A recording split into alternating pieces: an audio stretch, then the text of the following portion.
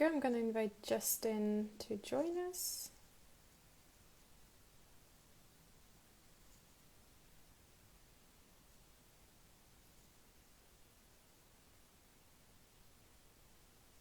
Let's see.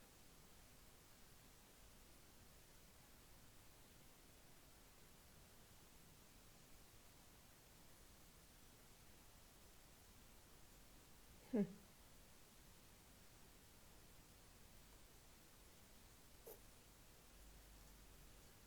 See.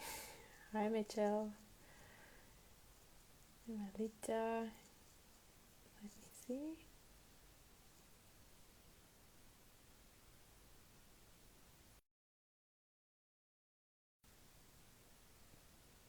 The wrong button, of course.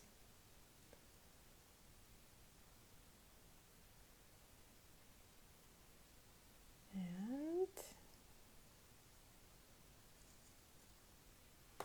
okay, let me just message.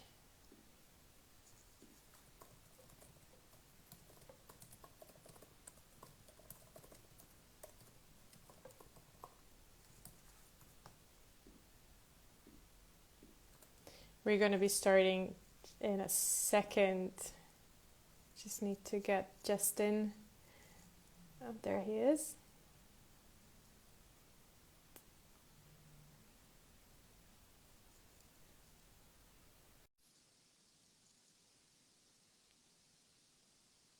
Let's see. Hi, Hi. Justin. Hey, sorry There. about that. Set up Don't my worry, my but phone on the ring light.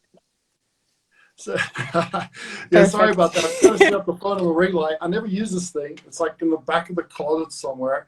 And somebody said to me the other day when I was on a call with Davinia Taylor, and they're like, "No, you got to use the ring light. You got to use the ring light." I'm like, "Okay, so I'm using the ring You light, do look guys." lit. So, You do look lit right now, so that's a good that's so it's working. It's working.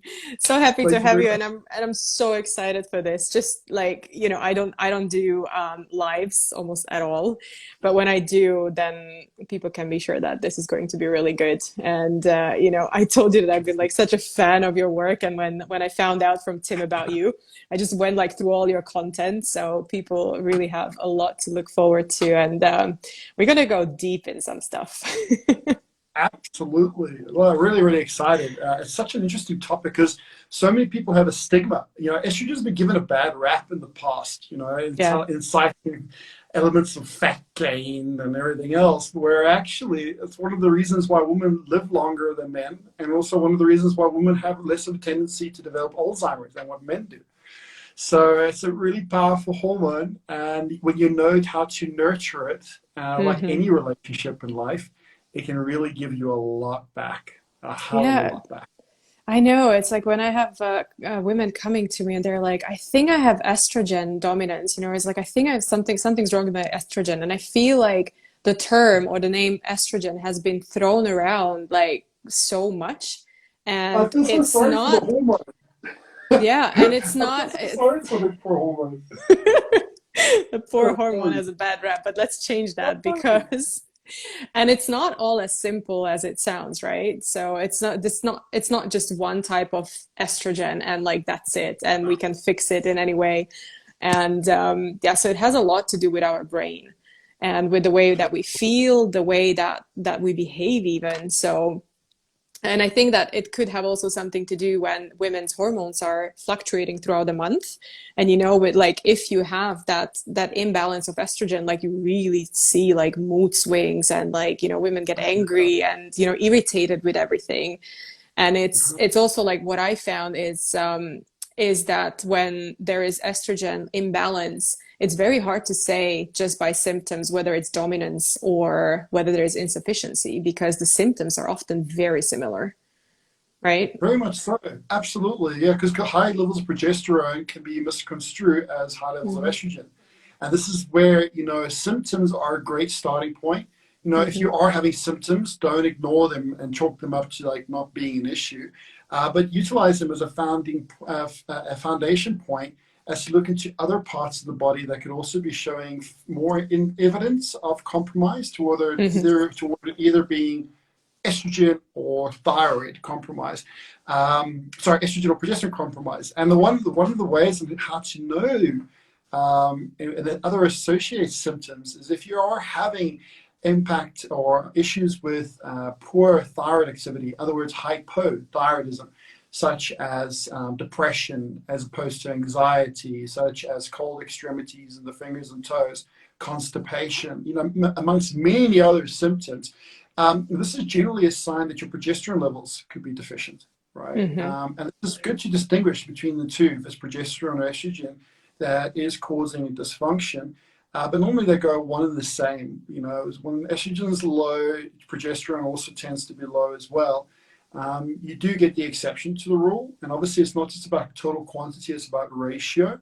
Mm-hmm. What you'll find is, postmenopausal women generally have higher initial states of progesterone than estrogen, which is also a reason why they struggle with hot flashes and everything else and hyperthyroid-like symptoms as well, because estrogen needs to also compete against the effects of progesterone.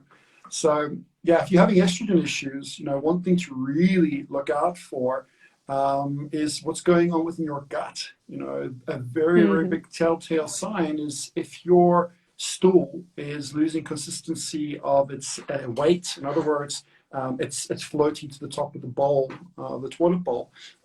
It's a sign of bile being compromised. Estrogen plays such a huge role in how bile is formed in its activity with cholesterol metabolism as well. So, there are other associated symptoms to look into that give you a bit more of a clear directive of what could possibly be happening. But you should always unequivocally do an objective test to, to complement your subjective hypothesis into a prognosis. Yeah, definitely. I love talking about poop. This is like it's such a seriously, it's like people are not talking about it and they are not taking it into considerations, which is it's such a huge marker of our health, right? So Absolutely. And it's it's so easy to yeah. monitor. Exactly. There you go.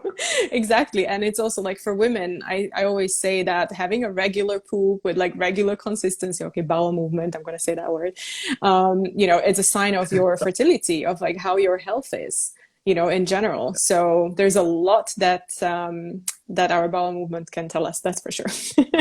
Well, But with let's, that regard, to that point, just before we move on with the topic of poop, because it's quite important here, if for a lot of women out there, if you're struggling with foul smelling poo, so suddenly you go to the toilet and all of a sudden it starts smelling a lot more so than it should, this is a sign of estrogen toxicity, a very Mhm. clear telltale sign. So, and in these situations, just remember also, estrogen toxicity does not mean that estrogen efficiency. Okay, just because you have a Mhm. lot of something doesn't mean your body's using it properly. Quite on the contrary, if you have too much, it means that your receptors aren't taking it up appropriately and that there's a Yeah. feedback loop issue going on. So, Mm, okay. Could we talk a little bit about, because I know that you're launching a newsletter which is going to be on behavior and estrogen connection. So let's talk a little bit about the neurotransmitters and hormone receptors in the brain. absolutely. Yeah, so there's two major estrogen receptors to the brain, estrogen receptor alpha and estrogen receptor beta.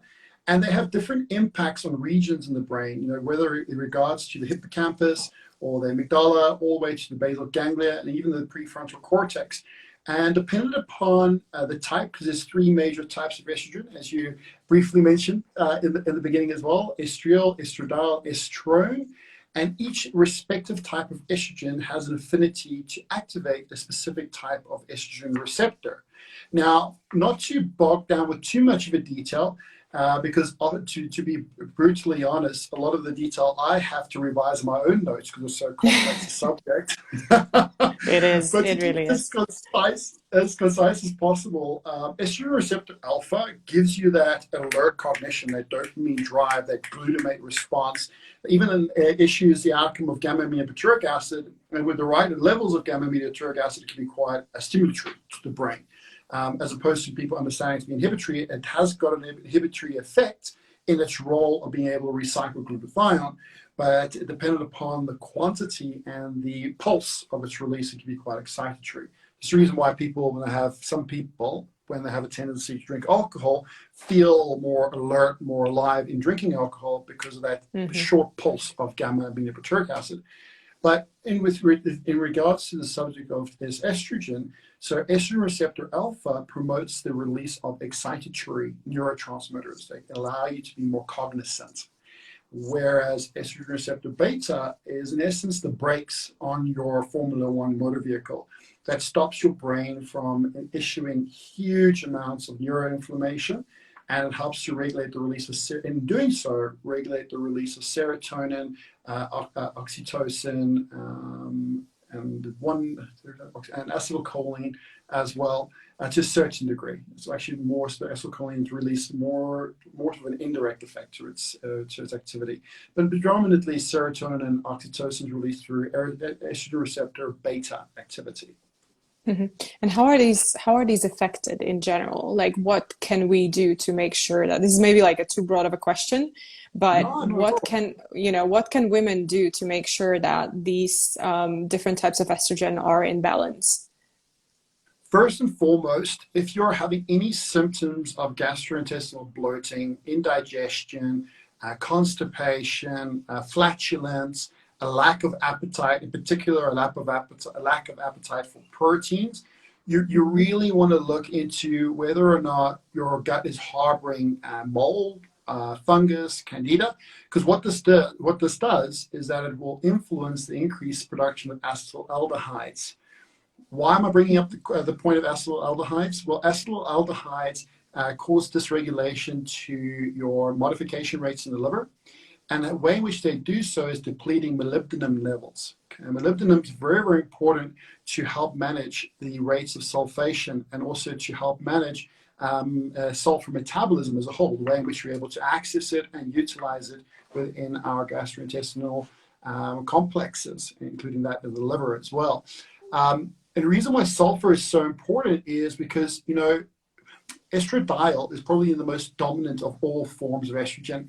And depending upon how well our liver is able to conjugate estradiol through processes of sulfation, we either develop one of three hydroxyl estradiol metabolites. Okay, so not to bog you down with too much biochemistry, basically three estrogen metabolites. So you got hydroxyl 4, hydroxyl 2, hydroxyl 16. Hydroxyl 16 kind of inhibits a lot of the amino acid processes for the production of neurotransmitters or the hormones, but it doesn't necessarily cause destruction or degradation to the DNA replication processes. And because it doesn't do that, it doesn't have as much of a negative assault to membrane structures and to the nucleus's capacity to release the right type of RNA sequences, providing optimal outcomes such as mitochondrial health, such as being able to have nice hair, nice skin, nice eyes, stay young and youthful well up into our 80s. But estradiol, OH4, so hydroxyl 4 estradiol does that. It destroys like the DNA, right? It really causes massive havoc to our cell membrane structures. Whereas estradiol 2, hydroxyl 2 estradiol, has benefits to actually preserving DNA. And it has benefits to actually modulating glycan responses. And glycans are one of the biggest reasons as to why we go and initiate the aging effect in our bodies. It's one of the biggest contributing factors to shortening of telomeres, let alone causing compromise to protein unfolding in the smooth endoplasmic reticulum. So estradiol 2, in essence, if you have the right level of sulfation going on in your liver, that you can produce more estradiol 2, and not have an impact that your body is now metabolizing more estradiol 4, which is what happens when you have compromised sulfation capacity, or if you have compromised glucuronidation efficiency, and that you have Clostridia, for example, harboring in your gut, ripping the bile apart from the xenobiotics, causing intrahepatic recirculation, and then this drives down sulfation capacity to produce healthy estrogen.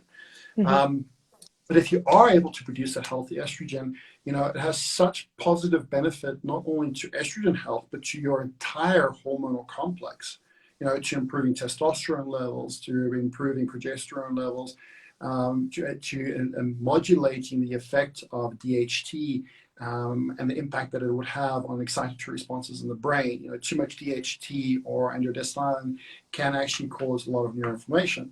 And this is where estradiol 2 is like the game changer and the health preserver of our brains, and also preserving healthy mood, so we don't go, I don't think it's only women that struggle with PMS, right? I definitely put my hand up. And in my younger years, although I'm still young, I definitely had my fair share of PMS-like symptoms. And I never thought of this as a man. I never thought that estrogen would be something I need to really focus on.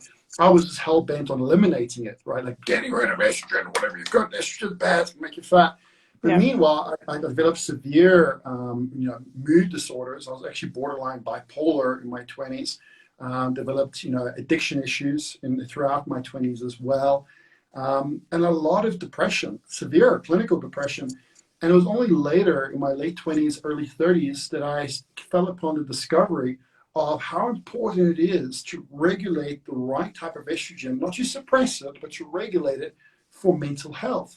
And in doing so, I haven't had a depressive episode now in 3 years, which is, a person that's had dealt with that for his entire life is, game changing, to say the least. So it's a very important topic.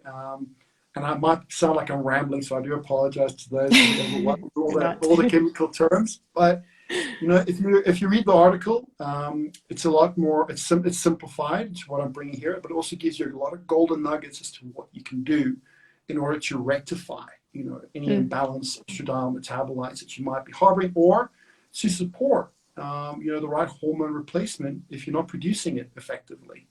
It's interesting that you brought the men into picture, because often like what we hear is that estrogen is like bad for men, like you said, and there are certain things that can like xenoestrogens, for example, that can actually like really damage the health for men. And we see like young boys walking around with like boobs and and a belly, and that's a sign that there is too much estrogen in their system. But it's usually, and correct me if I'm wrong, it's usually the estrogen that comes from the environment. So it's not really the natural kind of estrogen. Absolutely. And xenobiotics actually increase the production of 16-hydroxyl estradiol. They have an impact on 4-hydroxyl, but it's more so 16-hydroxyl. And if you guys remember before, when you increase the production of 16-hydroxyl estradiol, you inhibit a lot of the activity of a lot of other protein transamination and deamination processes, which are vital for the endocrine system, your other sex hormones, amine hormones, protein-based hormones as well, peptide-based hormones, peptide-based hormones like insulin. So it inhibits all of that. And then obviously when you start inhibiting activity of insulin, for example, you create resistance on a cellular level to it, which causes aromatization to increase, right? And this is also where we need to be very careful. Like there's not one hormone that is good or evil. It's like insulin is not good or evil. It's an amazing hormone when you're able to use it. And that's the same for all hormones. When your body can use a hormone, it's wonderful. When your body doesn't know how to use it properly, it's like having a ton of couriers standing outside your door trying to deliver the same package, right? It's just unnecessary volume. And that's the best analogy I can think of when we need to consider approaching rectifying hormonal imbalances. One of my other favorite ones is cortisol as well. That has such a bad rap. Like we need cortisol, but everybody's trying to like lower the cortisol down, and it doesn't have to be low like the entire day. We need it. We need it to wake up, and we need it to function basically. And it absolutely, cortisol is so important to like regulate lymphocytes. I mean, in the world in which we live in, we have so much environmental toxins and disruptors like EMF, non-native EMFs, that disrupt our own microbiome and allow for pathogenic microbiome or commensal microbiome to, in terms of commensal microbiome, to create a massive imbalance to overgrowth, right? And in either instance, we increase the production of lipopolysaccharides. And this just like hastens natural killer cell activity by driving up interleukin-12, which increases tumor necrosis factor. And if you don't have cortisol, tumor necrosis factor and interleukin 12 just go and go and go and go. And eventually your adaptive immune response doesn't even have a chance to mount a defense. So yeah, sorry, I'm going off a tangent. I would talk about cortisol, but yeah, you brought it up. You brought it up. But yeah, And I it is, did. I did. yeah, I love talking you about need cortisol. And it's often, it's often associated with stress, right? So it's when we talk about cortisol, like people are stressed out and, that's when the cortisol goes out of balance. But for example, for women, what I'm seeing as well is that fasting too much, which is stress on the body itself, just plummets the cortisol levels, which is astonishing to see often. And, the stress has an impact on estrogen production as well. Right. So if we know, so let's say that someone who knows that they have stress in life and that they feel that something is off, they have like some sort of dysfunction or like dysregularities in their hormones. We've talked about this, and you, like I did, as per your suggestion, I'm doing right now the cycle mapping. So there is Dutch test that will show you all the hydroxy 2, 4, and 16 as well, and how they're balanced. But maybe, it's like women usually take the regular test, which is the Dutch test, or they go for blood test. But it's not as simple as that, right? You can't tell everything that you need about your health from just taking the sample on a specific day. You need to map your hormones throughout your cycle, so one menstrual cycle. Absolutely, absolutely, and that is mostly relevant to people, to women that are pre-menopause, not post-menopause. For women that have gone through the menopausal period, doing a regular Dutch plus panel, that would suffice. But if you in your earlier years, it's just so vitally important because, unfortunately, Marie, what I'm noticing, especially in women in their 20s now, is a greater incidence of PCOS and endometriosis coming into effect. And I don't see it slowing down because of the modern day contributors of just toxic overload coming into a woman's body, endocrine disruptors. And yes, you should map it, but also to that further point, one thing, a reason why I love the Dutch test so much, but it shouldn't. One reason I love the Dutch test so much, but it should never be used in singularity. You should always do bloods with Dutch testing. And the reason for that is Dutch testing can give you really good indication of the activity of metabolites, but it doesn't necessarily tell you the overall production that's going on within the organs or the associated compromise that those organs could be having with other systems, which is where blood chemistry gives you a bit more of a global viewpoint, and the Dutch test gives you a bit more of a fine viewpoint. So it's very important to use different perspectives like diagnostics to get a full picture of what's going on. But apart from that, the reason why I love the Dutch test so much is, although it gives you all the hormones and everything else, it also tells you a lot about organic acids in the end of its panel. It tells you what's going on with dopamine, tells you what's going on with norepinephrine, the serotonin levels, kynurenine activity, quinolinic acid activity. And in doing so, you can give an indication of whether or not your estrogen disruption could be coming from xenoestrogens, and then that could give you further motivation then to invest more additional money into an organic acids test or a stool test. So, and the reason why I bring this up is because, in the world of integrative medicine, or functional medicine, however you deem to practice this new form of medicine, it can become quite expensive, with the testing. Very, very expensive. So to be a little bit more structured and structured, and mindful, I like the word mindful, but more mindful in how you approach, dealing with the investigation of your health. I would first and foremost start off with a subjective analysis, which costs you nothing.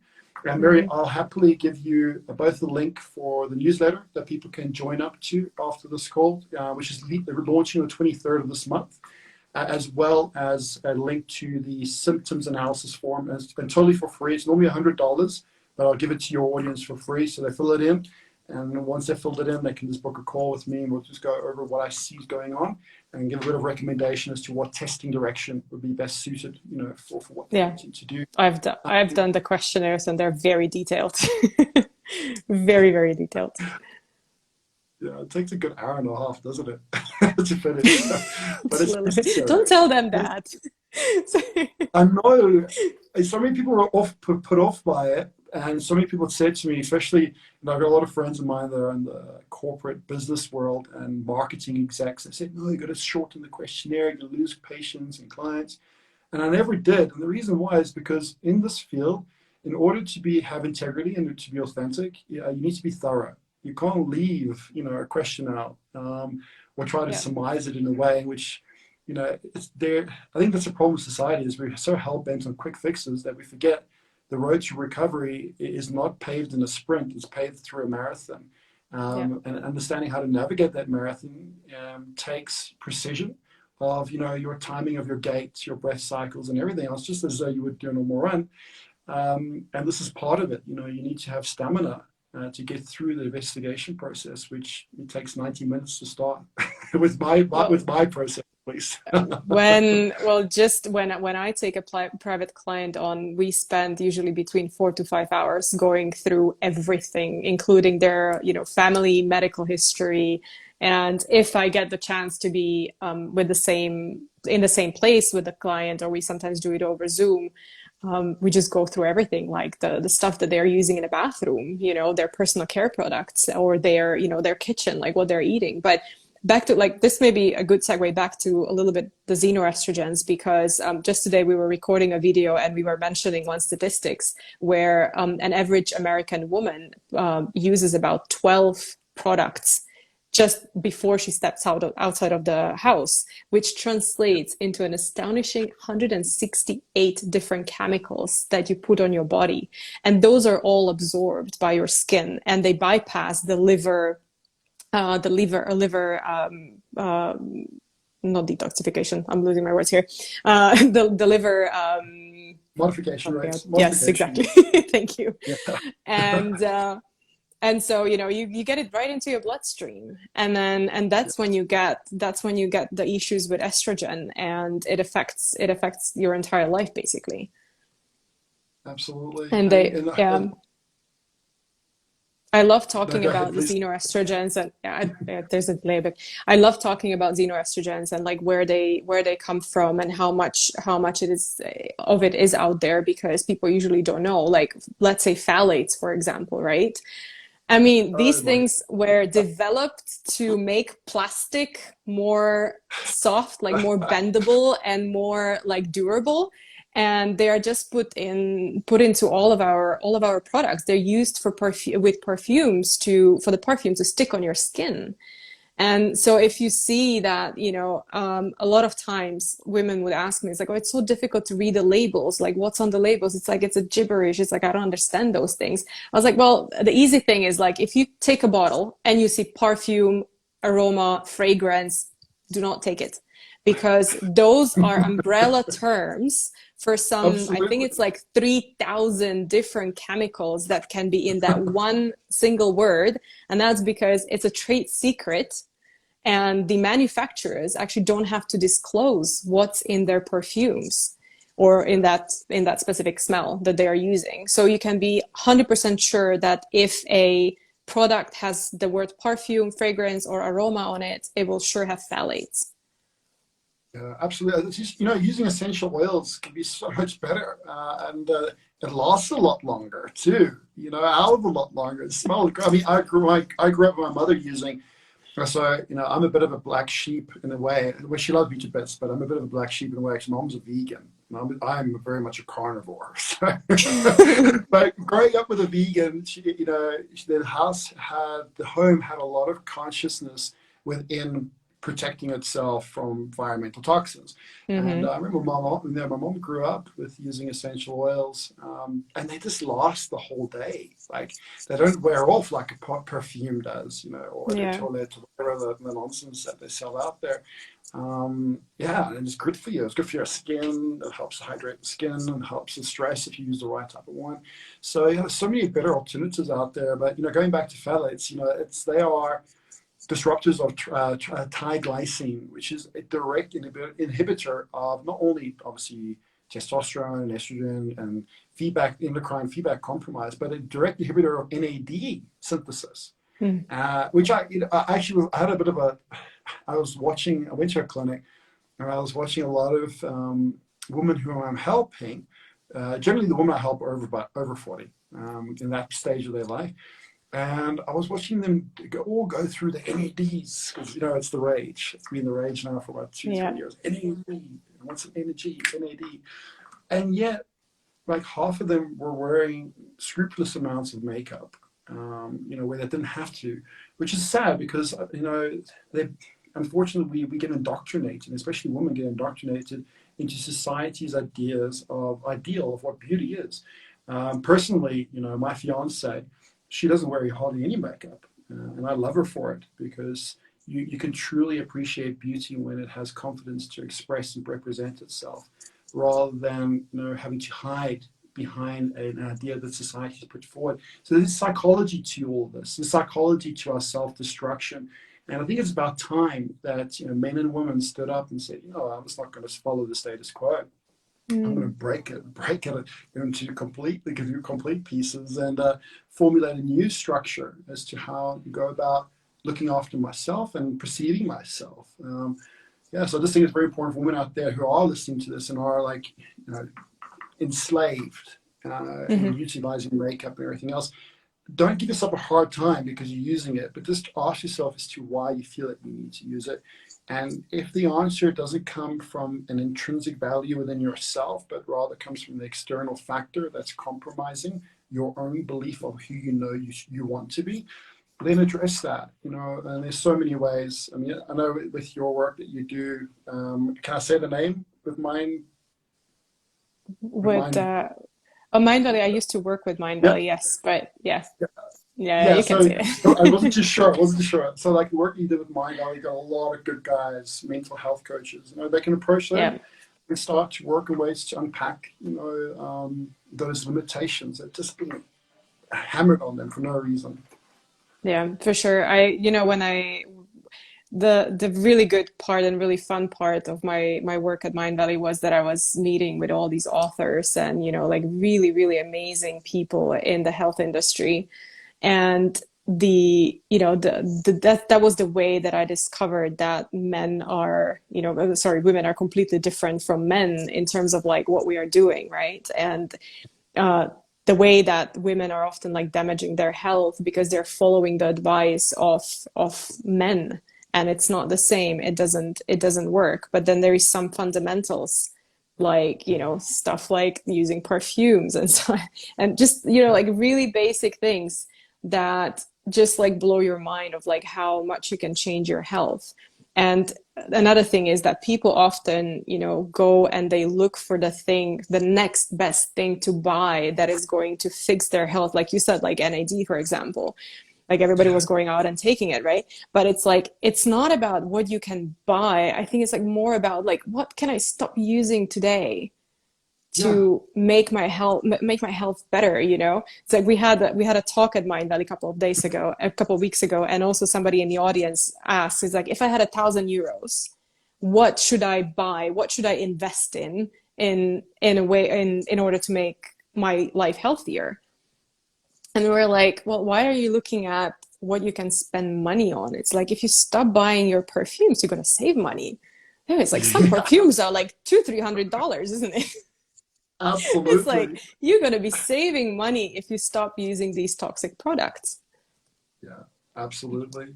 And Yeah. you know what? If I would have answered that question, although I must say that I do commend you on the fact that you're saying getting people to save money, I think the most important answer to that is take that $1,000 and create the most memorable memories that you can have in the back of your mind. And those memories should be focused toward factors of self improvement, whereby you feel good about yourself. Because that's what's going to fuel you, right? I mean, in essence, that's what we run on. Memories are mostly fueled by the emotional response that we're able to gain in the moment that we create the memory. Mm-hmm. So yeah, take that $1,000 and go do something amazing and formulate a new identity of what it is you want to be. That's beautiful. So, but wait, let me just go like a little bit the other way around. So we're talking about how estrogen can cause like depression, right? And like anxiety and mood swings and all that. But can you do it the other way around? So if you take those $1,000 and you go and spend it on something, can you actually, in your experience, can you fix sort of your estrogen levels by, or at least Absolutely. help it? Absolutely. And it just depends upon where the money needs to be invested. And this is Hmm. where I think before anybody goes out there and starts buying products, because we're such a product heavy worldly nation, right? We're so focused on material items, whereas information has become so freely accessible that we've forgotten the value to information. So I would say before you go spend lots of money on supplements or hormones or detox programs or stem cell therapies or whatever it is you're wanting to do, um, investigate where within your body you need the most amount of support. And then from there, you can have an accurate spend that you can radically change the way in which how your mood is completely. I've seen women that are being severely depressed, suicidal, and in fact, and they don't have a lot of money. Not everybody I help has the financial resources to biohack themselves to brilliance. But what they generally did was that they changed their diet to suit their autonomic tone. This is a big thing here. Not everybody should follow the same diet. Not everybody fasting for some people is wonderful. Fasting for other people is destructive. Higher fat, great for some, bad for others. And it all really comes down to your autonomic tone. So start to figure out what your autonomic tone is. And this is where basic tools like an Oura ring or a Garmin watch can give you a certain inclination, and very basic bloods like your cholesterol. What is your Hmm. familial cholesterol history like? Is it low or is it high?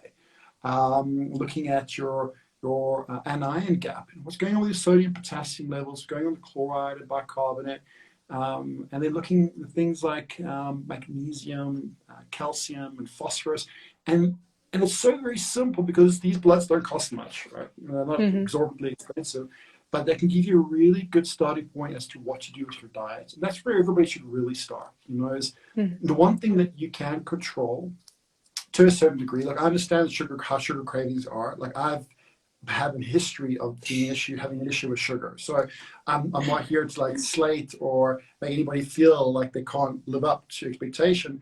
But it's not about being perfect, guys. It's about trying to do your best as many moments as you possibly can. And if you slip up and you have a little bit of a chocolate or ice cream, whatever it is, because you're feeling stressed, don't beat yourself up about it. Okay. Just remember, it's 80-20. And if you get those 80 in, which is easy and automated if you're in a lifestyle habit of doing so, then the 20 is not going to throw you off. But it's important to know what that 80 is. And just by Hmm. doing those assessments, you can know what that 80 is. And by changing your diet, so much can happen with your hormone metabolism. So much can happen with your hormone metabolism. Mm. Before you even touch a supplement or a drug or a hormone, whatever it might be. Hmm. There's one question that pops into my mind though about the 80-20, because there are some cases, at least what I believe, like for example, if you have thyroid issue, you Mm-hmm. should definitely stay away from gluten, right? Mm-hmm. And I Oh, think yeah. that in that case, the 80-20 might not work, because if you have, a piece of bread today, it might have effects on you for the next 6 months. Absolutely. And I think that's also a reason where psychological reconditioning as to what you deem to be your 80-20 needs to come into Hmm. place as well. I think once you've gone through the elimination of getting dairy out your system, getting gluten out your system, specific cases, not eating green vegetables, or in other cases, not eating, beta carotene or high amounts of vitamin A based vegetables might be your reestablishing or reprogramming of what is good and what is bad. And for me, like the 20 percent is probably What's like your 20? having my 20%. Definitely not bread. Definitely not pastas. That's not mine's chocolate. I love chocolate. I love dark chocolate. That's my 20. But I'm I've got, I'm yeah. very much a chocoholic. And most of my guy friends are quite masculine, shall I say. So always they tease me and say I'm very feminine and all the chocolate that I like. I said, well, I don't care. I'm going to live longer and I'm smarter because estrogen keeps your brain more intact, so it's fine. Yeah, So yeah, there but is a my running thing is joke chocolate between, for yeah, sure. I love chocolate. yeah. Yeah, yeah. Our friends are laughing at me because when they come to the office, apparently I'm always like, chocolate, chocolate, want some chocolate? I didn't realize that, but apparently I always have two, 3 bars on the table, because everybody likes something else. But it's usually very, very dark chocolate. So I don't go any lower than 85. Yeah. Usually it's No, me 100. too. Well, actually, I'm lying. I do. I sometimes go down to 70 for the mint Lindt dark chocolate. You can Uh, only get it in 70, and it is delectable. But the yeah. reason also why chocolate's not bad for you and I, in all honesty, having reviewed some of your labs and everything else, is it looks to me as though you naturally would be more of a parasympathetic dominant type like myself, which means that when we have phenylalanine or precursors to dopamine, it actually fuels us. It actually gives us the right type of response. So chocolate isn't all bad in the right type of person, in the right type of autonomic tone and position.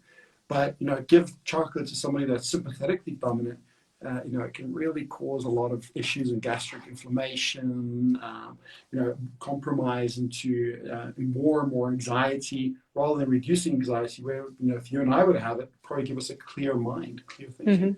Hmm. This is where nutrition targeted toward your autonomic tone is so invaluable. It's really useful.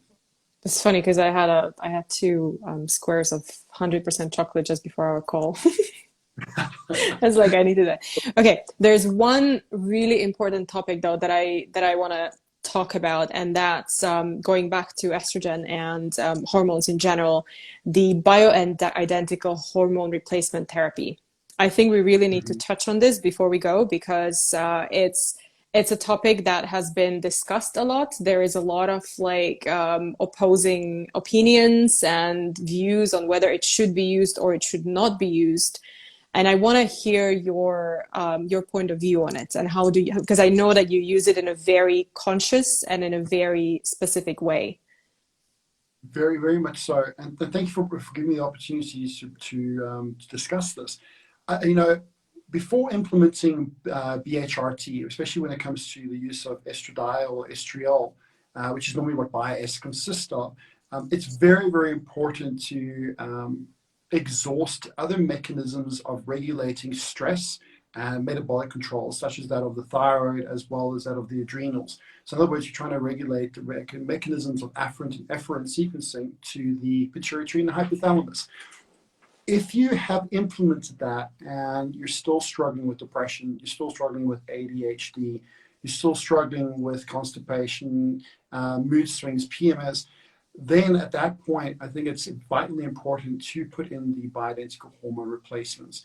One thing to consider, however, is if there's any familial history of breast cancer or lymphoma or leukemia type cancers, it's very, very important to negate the use of estradiol and rather to utilize or opt for utilization of estriol. And that's because of the impact that they have on those particular estrogen receptors. So those estrogen receptors aren't just in the brain, but they're in the body too. And estrogen receptor alpha has got an association with carcinogenic cell growth, more so than that of estrogen receptor beta. Now, estradiol facilitates both.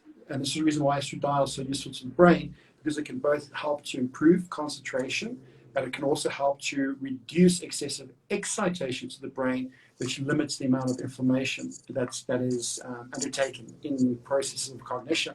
Whereas estriol doesn't have as much of a pronounced effect to create heightened cognition, but it will have a calming effect to the brain. But at the same time, there's very little risk of it instigating carcinogenic cell growth or Mhm. oncogenesis, in contrast to that of estradiol. So always take into consideration familial history of cancer. If you're in doubt, utilizing a genetic test in order to determine as such can be very useful as well.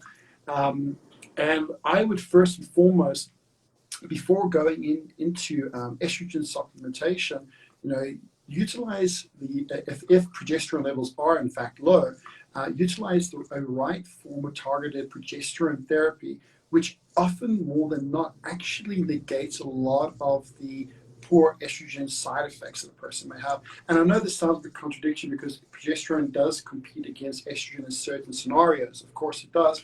But in other scenarios, when estrogen is insufficient, progesterone can actually act to promote the activity and sensitivity of estrogen receptors. So even if you have less estrogen available, the sensitivity of the receptors will have a greater ability to take the message of the estrogen and Mhm. create the effect from that message. Mhm. So Okay. it has to be case sensitive and case specific. And as to how you go about it, it has to be methodical, taking the person into consideration, the family history in consideration, the current state of health, particularly in the liver, the current state of health, particularly in the mind. What you don't want to do is, if you have somebody that comes to you with severe depression, which I've had in the past. Oops. Hold on, just in. Okay, go. I'm back. Sorry, So, someone's trying to call. in, you got So in what the you don't want to, past. it always happens, right? You never have a call like in the times that you're busy, you're doing other things. As soon as you're on a call, people are trying to Yeah, call yeah. you. And it's like also like, what are you doing calling me and not watching my IGTV, right? Exactly. Come on, guys. Come on, and girls. So yeah, I think it's very important to, if you're dealing with somebody with depression, or a woman that's going through severe depression, or even a man for that matter. And yes, I actually have recommended the use of estriol in men that have gone through depression, and has had an amazing effect. So Mm-hmm. estrogen therapy is not just for women, and I've been slated on this fact by a lot of gurus or leaders, or aforementioned people in the industry. But Mm. in reality, it's had the effect to take a person out of a suicidal state. Now, to me, I think we can always contend with the negative effects of estrogen in terms of the likelihood of water retention or fat gain or what have you. But what's very important is to not neglect the opportunity of rectifying a person's mental health, if you can do so, if they're on the brink of pretty much taking their lives. And this is where bioidentical hormone replacement is not just about looking into the cellular metabolism, the detoxification pathways, although those are very, very important to consider without a doubt. It's also taking consideration the current psychological state of the person that you're helping. And if you know that by giving this hormone, you're going to alleviate psychological strain, I would by all means definitely incorporate its use, obviously ticking the box that there hasn't been any risk of cancer, blah, blah, blah, and so on and so forth. But yeah, in that scenario, of course, Mm-hmm. straight away, get them on that. And then slowly you could possibly wean them off, or alter the mechanism or delivery or the support as a whole around the endocrine system once they're in a neutral and stable state.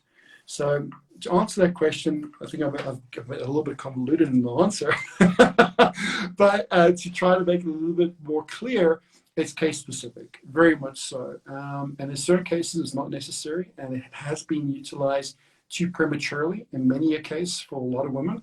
But in other cases, it hasn't been utilized readily enough at all. So we really need to go through diagnostics labs with a fine comb to determine, in fact, if it is actually what a person really needs. And again, this takes multiple viewpoints of diagnostics. Before you put anyone on BHRT, bioidentical hormone replacement therapy, you shouldn't be just doing it based on the outcome of purely just bloods. Even if you were to Yep. do organic acids with bloods and then give an indication of it, yes, that would be far better. But even more so, doing urinalysis of hormones, analysis of gut Mm. microbes, and everything else, that gives you clout to say, okay, this is where you Yeah. need to go. And I would say that the important thing here is that people should not do this by themselves, because I know that, for example, in the US, you can buy progesterone like off counter. So you can do that, and people, jump on it. I mean, I can buy progesterone online if I want to, right? So I don't know if it's the same case with estrogen. Here in Estonia, where I am, you can't do it without a prescription. But in the You can US, buy you can buy unfortunately, estriol over online in the US. Estriol. You can't buy yeah. estradiol. It's good. I mean, Mm. estriol is a lot safer, but you can still buy estriol online. Yes, but Progesterone. and But, yeah, you just should not be doing that by yourself without speaking to a professional, because you can really harm your health. especially DHEA, which Hmm. everybody's gotten over the counter for years and years in America. Yes. It's an amazing hormone. Look, it's great, right? It protects the brain from interleukin 6 and tumor necrosis factor. It helps you modulate NMDA receptors in the brain, which help with memory recall and everything else. But cortisol insufficiency and DHEA supplementation don't go hand in hand together. If somebody doesn't have good cortisol diurnal rhythm, you give them a lot of DHEA, you're going to make them really depressed. You're going to make them really, really depressed. Or, if you, as a woman, you have a history of hirsutism, you don't want to be utilizing DHEA because it's going to cause more of an androgenic Androgen, effect. yeah.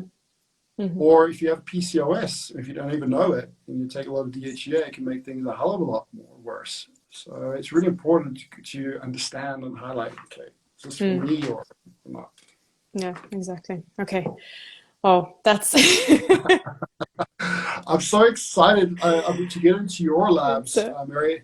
I think if you're yes. confident enough, you're happy enough, we should maybe share some highlights Yeah, in our I next would call on the for outcome of sure. our Yeah, we can do investigation like a together. little case study or something out of my test subs. I mean, I spend a lot of money on them, so it's it's just that, you know, to make use of them, and it also takes a lot of time to do some of the tests. So They're definitely we going to can be use it. invaluable.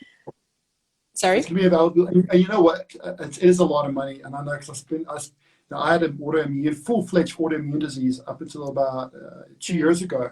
And now it's in remission for the most part. And I remember I spent scrupulous amounts of money, but all in the wrong places, you know, with the conventional medical paradigm. I mm, just, sorry, but I got a lot of friends that are doctors and I love them and they're good doctors. But yeah. unfortunately, you know, the conventional medical community is a little bit behind the times. They're still stuck in the textbooks and university Mm, settings, which is all fair and well if that's what you want. But you know, for so many people to be told that it's psychosomatic, particularly women, I've seen so mm, many women being told, you know, it's yuppie flu or it's psychosomatic. You know, it's all in your mind. Meanwhile, you're going through torture, and someone telling you it's all in your mind. You think you're going nuts. And I was told yeah. exactly the same thing. So yes, although it's a lot of money, I think that you've spent it in the right direction. So it's an investment, not an expense. That's, You'll see. yeah, I was gonna just say that you made a really good point that I did the same thing because I went and I tried to be a little Sherlock Holmes on my own health. And sometimes we need that step back, even us like practitioners, to have somebody else look at our things because they like you are much more objective than I am. So I would not have spent money on all that stuff that I didn't have to if I would have talked to you sooner. But it's all That's good. They're okay. all I mean, useful. They're all useful. They're all good for something. And there's yeah, and then we should do another call and do a case study. I think that's going to be super interesting. I love that. I love that. And just give a shout out to my practitioner that helps me because I don't do all my own as well. Like yourself, I also put my health in the trusting hands of friends of mine. And there's two that help me to a great deal. Dr. Dominic Nishvitz, who you Oh yeah, I probably love know of them. as well. Yeah, He's an amazing human being. He's family, more and more. He's actually not a friend, he's completely really a family. And then Dr. Ahmed Hafaji, who's also been a mentor of mine for the good part of the last 5 years or so, based here in South Africa. Between the two of them, you know, I've got a militia of healthcare practitioners keeping me on track to help so many other people. amazing. It's, Yeah. it's all about community, isn't it, Mary, at the end of the day? It is, yes. And speaking, I think that Instagram is going to cut us out because I think that it's like only 60 minutes. We can go on forever. But just before we do, I want to make sure that people know that you're launching a new newsletter. So Yeah. we'll post the link underneath to for them to sign up. And it's going to be all about estrogen and how it affects our mood and our behavior. Anything else that you want to add to that? Or No, there's just going to be a little additional link at the bottom for anybody that wants to view the Biohacking University that's coming up. Dominic's going to be on there. So a little link there at the bottom, in addition to the estrogen article, for you guys to get some more insight as to how you can upregulate or downregulate, depending upon the situation, your hormones. But but the article has its weight. It is worth its weight, not in, well, far more than gold because it's only a piece of paper that would be on it. But, yeah, definitely yeah. worth a read. There's a lot of free advice in there that you can apply immediately and with safe due care as well. But yeah, and the article that's coming out after this one, the 23rd, for those of you who sign up, will be cholesterol and its impact and influence on behavior, which is fascinating in its own right as well. What And I it need ties as into what well. we just talked about with autonomic tone and autonomic dieting as well. Yeah. Yeah, exactly. And I just want to like encourage everyone to go and stalk Justin like on his Instagram and on his website because it's like seriously like when Tim introduced you to me, I was like, okay, I looked through literally every single video, and I was like just glued to the computer. Like I can't stop watching this. You share like a lot of, like you said, like a lot of free and like really in-depth and good information. Thank you. And it's just yeah, just your work is so beautiful, and I'm really grateful for what you're doing for the community and for people Oh, around. thank you so much, Mary. It's lovely to see people like you Good. smile and be able to reinvigorate health. So there's a lot more coming. I think we've got 400 videos in for publishing. So a lot. Wow. Amazing. A lot. Okay, we'll be All all right, looking forward to that. All right. Thank you so much, Justin, for taking the very time welcome. to walk us through everything. And I really cannot wait already for the new one, for the next one. Me too. Absolutely. Thank you so much, Murray. And don't forget You to too. save the.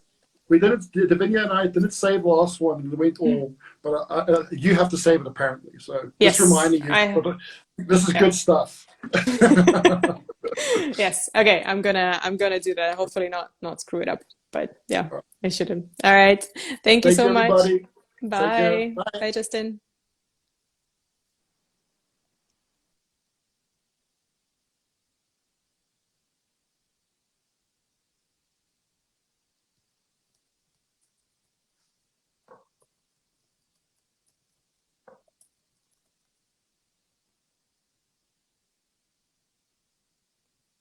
See?